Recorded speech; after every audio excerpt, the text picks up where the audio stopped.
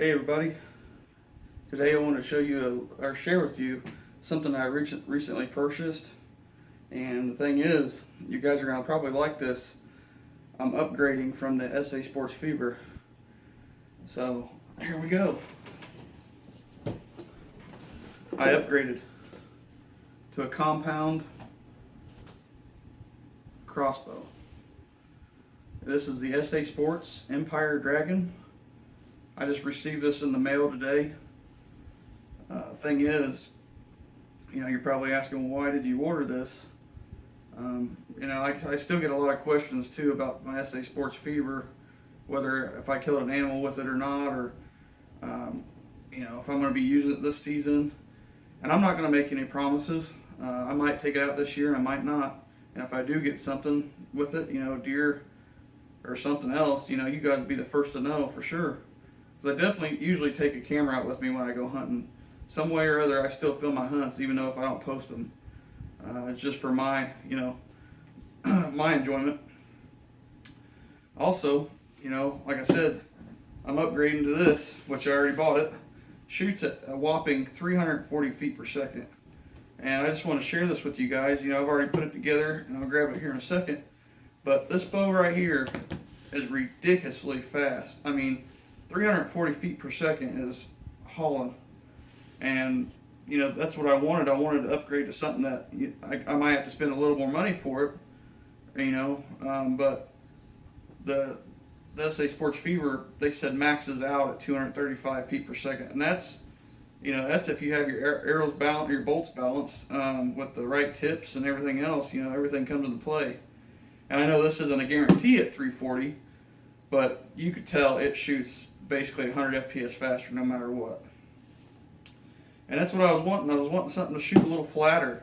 I took it out today. I just got back from a buddy's house where I sighted in. You guys probably know him as Kevin Kirschbaum, the one that sponsored me with the Pelvic hangers. I went over his place today and was testing it out, and you could barely see the arrow in flight below 25 yards. Out to 30, you could see just the tip flying by. I mean, it whistles. And in the scope, as soon as you click that trigger at 35 yards, it's on target. I mean, it's ridiculously fast. And so I just wanted to do a little initial review of it. I'm not going to put any shooting scenes in this video. I will eventually make a shooting video out of it, just like I did the SA Sports, do 25 yards, 40 yards, and 50 yards. I know this bow for sure, can go out pretty far. I'm not going to say 100 yards, but that'd be really nice. And I mean, it shoots, like I said, 340 feet per second. The arrow is so fast. And so let's go through a little bit of details with this. It's like I said, the speed up to 340, has a 165 pound draw weight, 15-inch axle to axle when it's cocked, 19 inches between the limbs when it's uncocked. It weighs about 6 pounds, just the bow itself. It comes with a scope, as you guys can see on the picture here. All the stuff on this box it came with. The compound cams are CNC. Also, it has an ambidextrous safety, so if you're a lefty or righty. It's a lightweight bow for what it is. I mean, this probably has to be the best bow you can purchase for under $300 and get your money's worth. It has a Picatinny rail, which I'll show you here in a minute on the actual bow, right underneath the grip that you hold on to, or right in front of it, depending on where you put your grip at if you want to move it, and then your arrow quiver rest. I mean, it's a nice little bow. And the only bad side is, like I said, SA Sports, the crappy arrows. If they put some really nice arrows in the package, it'd be more bang for the buck. But like they say, you get what you pay for. So I'm gonna go ahead and not in this video, but like I said in the shooting one, I'm gonna go ahead and upgrade the scope. And then I've already put some limb savers for this, because these are split limbs. I already added the limb savers today on it, so you get to see that. And then that's probably about it. I mean, they do make a string stop, but it's $50, and the bow already is not that loud, so I don't know if I'm going to mess with it or not. I might not. It just depends on what mood I'm in, if I want to make my bow look cool, because It actually looks like the Beowulf. I don't know if you guys looked that up. If you want to, go check it out. It's called the SA Sports Beowulf, which shoots at like 360 FPS. And the funny thing is, it costs like $100 more than what I paid for this. And that's what I'm saying. You know, this bow right here for $289.99, the best bow you can get for $300 with shipping included, was at my house for less than $300. And you know, another thing was I bought it through the sportsmansguide.com. And if you're a reliable customer and you're a member, you can use a credit card, and they have a 4-month buyer's club plan.